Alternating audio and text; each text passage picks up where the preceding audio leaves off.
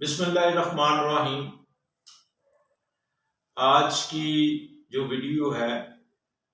वो ये है कि एक लैंडलॉर्ड मालिक मकान जो है वो किरायादार को अपने मकान से, दुकान से, बिल्डिंग से कैसे निकाल सकता है। ये पंजाब रेंटेड प्रमिसेस एक्ट 2009 के सेक्शन 15 के तहत उसमें तकरीबन ग्राउंड जो है 7 ग्राउंड बनती है, जिसके तहत वो मालिक जो है लैंडलॉर्ड जो है वो अपने मकान से, दुकान से, बिल्डिंग से वो किरायादार को निकाल सकता है। तो क्या है कि जो मुआहदा किया जाता है, किराया नामा जो लिखा जाता है वो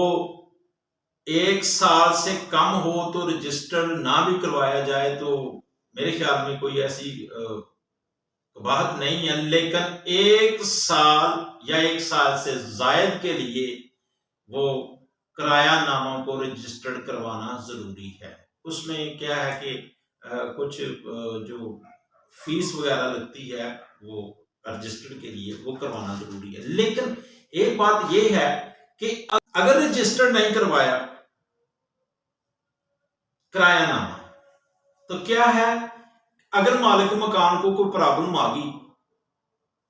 किरायादार को निकालना पड़ गया, लेकिन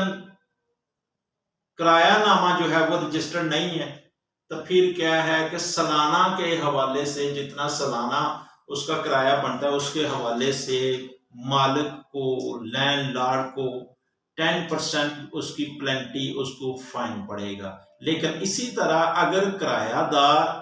प्रॉब्लम में है, वो आ जाता है अदालत में, तो उसको भी जो है वो 5% के हवाले से उसको जुर्माना अदा करना पड़ेगा। तो वो कौन से ऐसे पॉइंट्स हैं जिसकी वजह से मालिक मकान जो है वो किरायादार को अपने मकान से, दुकान से, अपनी प्रॉपर्टी से उसको निकाल सकता है, बेदखल कर सकता है। तो वो ये है कि सबसे पहले तो ये है कि किराया की मियाद, किराया जो वो जो मकान जो है, दुकान जो है, जो बिल्डिंग जो है, जो उसने दी है किरायादार को, उसने जो मियाद रखी है वो आया कि 1 साल की या 2 साल की, 3 साल की, जितना भी टाइम है। अगर 1 साल का टाइम दिया हुआ है, 1 साल के बाद जो है वो मालिक मकान किरायादार को अपने मकान से, अपनी दुकान से उसको निकाल सकता है। फिर क्या है कि अगर किरायादार मालिक मकान को किराया ना पेड करे, उसको किराया ना दे, तो फिर क्या है कि मालिक मकान जो है, मालिक की दुकान जो है, मालिक की प्रॉपर्टी जो है, जो लैंडलॉर्ड है, वो 1 माह के बाद किरायादार को निकाल सकता है। वो कानूनी तौर पर जो है वो उसको छोड़ना पड़ेगा। फिर क्या है कि अगर किरायानामा में मुआहदा कोई लिखा गया है, कोई शर्त लिखी गई है, कौन से मुआहदे में कौन सी शर्त लिखी गई? बिलफर्ज ये शर्त लिखी गई है कि अगर किरायादार मकान में जो घर उसने दिया या मकान या दुकान दी है मालिक ने, उसमें कोई गैर कानूनी ऐसा काम, ऐसा फेल ना करेगा जो इस्लाम के मुनाफी हो। बिलफर्ज वो तो उसने, मालिक मकान ने दो किराएदार को दिया मकान इस लिहाज से कि वो फैमिली को लाए और आराम से रहे, लेकिन फैमिली आ भी गई है, लेकिन उसके बावजूद वो कोई ऐसा कारोबार करना शुरू कर दिया जो इस्लाम के मुनाफी है, या ऐसा जो है वो बिल्डिंग के हवाले से है कि बिल्डिंग में जो है वो उसकी हैत को तब्दील करता है, उसको तोड़ फोड़ करता है।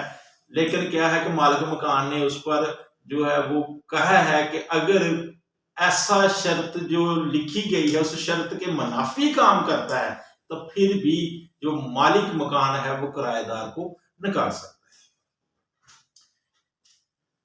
फिर क्या है कि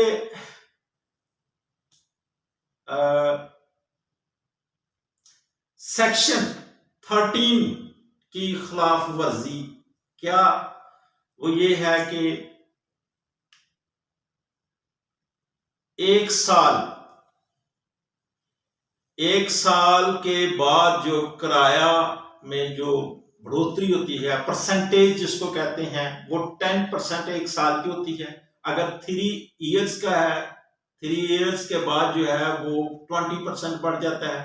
लेकिन फिर क्या है कि वो किरायादार जो है वो उसको 10% के हवाले से वो किराया नहीं पेड करता, फिर भी जो है मालिक मकान जो है वो किरायादार को निकाल सकता है। उसके बाद अगर मालिक मकान किरायादार को अपना मकान किराया पे देता है, लेकिन फिर क्या होता है कि किरायादार नेक्स्ट किसी पर्सन को, मसलन असलम रह रहा है, असलम ने फिर क्या है अकबर को जो है ना अपने तौर पर थोड़ा सा हिस्सा जो है किराए पे दे दिया, वो घर का कुछ हिस्सा, तो उसको हम कहते हैं शिकमी किरायादारी। वो शिकमी किरायादारी वो करता है, तो फिर भी मालिक जो है वो किरायादार को निकाल सकता है। फिर क्या है कि जो उसमें अगर शर्त ये भी है, अगला पॉइंट ये है कि अगर शर्त लिखी गई है किरायानामा में कि एक ये शर्त लिखी गई है कि जब मालिक मकान, मालिक दुकान जब चाहे वो किरायादार को निकाल सकता है, लेकिन उसके लिए क्या है वो 1 मंथ या 2 मंथ का जो है वो उसको नोटिस देगा। तो उस सूरत में मालिक मकान उसको मालिक जो है वो किरायादार को निकाल सकता है। फिर क्या है कि अगर ये मुआहदात, ये जो चीजें हैं जो बताई हैं, इसके तहत क्या है कि मालिक जो है मकान का, दुकान का, वो केस जो है वो अदालत में रेंट कंट्रोलर के पास करेगा, और ये केस जो है ये दावा नहीं होगा बल्कि ये पिटीशन होगी, दरख्वास्त होगी, इसको हम दरख्वास्त कहेंगे, पिटीशन कहेंगे। तो क्या है, ये जो केस जो है रेंट कंट्रोलर की अदालत में आएगा, तो इसके साथ ऐसे कौन से लवाजमात, कौन सी ऐसी क्वाइफ हैं, डॉक्यूमेंट्स हैं जो साथ लगाए जाते हैं। सबसे पहले तो ये है कि ये शनाख्ती कार्ड, फिर उसके बाद जो है उसको लीगल नोटिस, केस करने से पहले लीगल नोटिस उसको देगा। फिर क्या है कि जब उसने केस करना है, शनाख्ती कार्ड की कॉपी लगाएगा, लीगल नोटिस की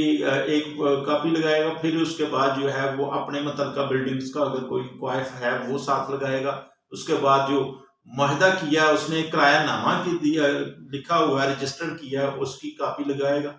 फिर उसके बाद जो है वो जो उसने रजिस्ट्री की है, उसको जो लीगल नोटिस उसको लिखा है, वो जो रजिस्ट्री है उसकी जो रसीद है वो भी उसके साथ लफ करेगा। फिर क्या है, जब ये अदालत में आएगा तो अदालत में पहली हियरिंग में ही ये केस का फैसला हो जाएगा। बहुत कम रेट किस्म के ऐसे केसेस होते हैं कि जिसमें वो किरायादार से जो है वो जवाब दावा उसका मांगा जाए, या जवाब उस एप्लीकेशन का या पिटीशन का मांगा जाए, ये तो बहुत रेयर होता है। अदरवाइज जो रेंट कंट्रोलर जो है वो वन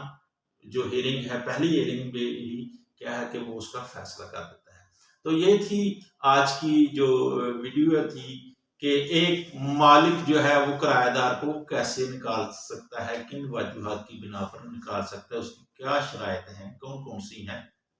तो ये थी, तो मैं आप लोगों के सामने जो वीडियो लेकर आया हूँ, यकीन कुछ ना कुछ, मेरे ख्याल में बहुत कुछ, बल्कि आप लोगों के इल्म में इजाफा हुआ होगा। तो मैं अभी इसी अल्फाज के साथ इजाज़त चाहता हूँ। खुदा हाफिज।